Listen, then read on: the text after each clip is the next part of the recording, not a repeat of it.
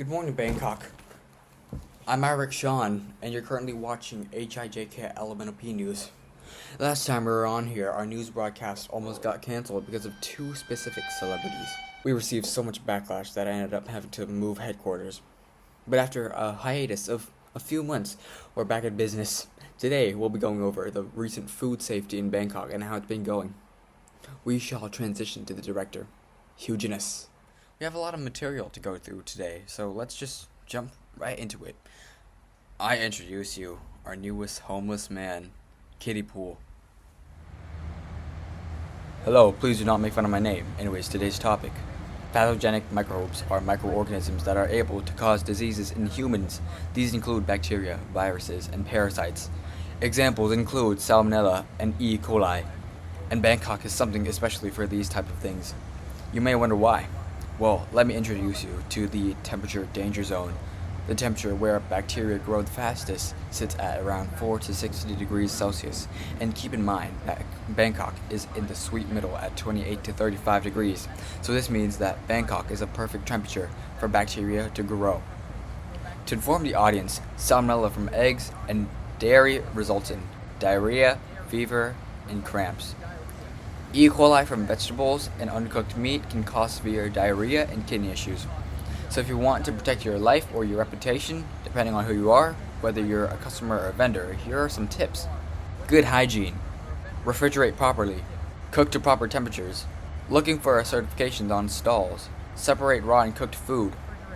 Yeah, there's no way this guy's actually speaking. Look at his mouth. But I guess still. Thanks for that, Kiddie Pool. Nice presenting for your first time on our show, HIJKLMNOP News. Recently, regulations and safety rules have been created by the BMA for street food stalls and street vendors in Bangkok to follow. Now, we'll introduce you to some of them. Stalls displaying or preparing food must be at least 60 centimeters high from the floor. Food must be stored in containers to prevent contamination. Provide a place to store or dispose garbage. It must not exceed 2 square meters in width or 1.5 meters in height. Only poor Thais are allowed to be street vendors. No vending near places where vending is not allowed. For example, bus stops, footbridges, or entrances to public facilities. We'll bring you back to Kiddie Pool so he can introduce us and talk about the next topic. Thank you, Mr. Sean. I'm not homeless anymore. As you can see, I have a shelter. So, yeah, this time I'll be talking about factors that influence food choice. So in terms of health, citizens attempt to avoid harmful ingredients and the search for clean food and organic safe produce increases. Economic factors include rising costs. To access affordable food, customers go to places like, convenience stores or buy street food. In Thailand's environment is often hot and humid. Finally, environmental contamination is also something people look out for. Consequently, consumers prioritize food safety. For example, they'll buy organic or pesticide-free produce.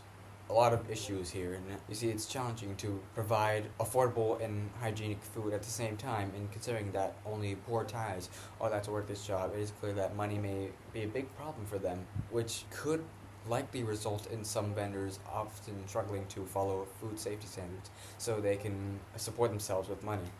And in terms of sustainability, if we compare a traditional method, for example, drying, to modern techniques, which is refrigeration, we see a clear difference to why traditional is more sustainable, because the traditional method uses more natural resources. The modern method consumes more energy and has a higher carbon footprint.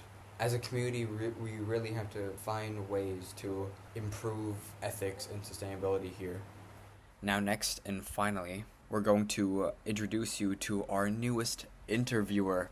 Let's give it up for Buster Goodman. So we're going to interview one of the deaf people. We're going to interview their experience and how they died from food poisoning. Okay. So how do you die? When did you die?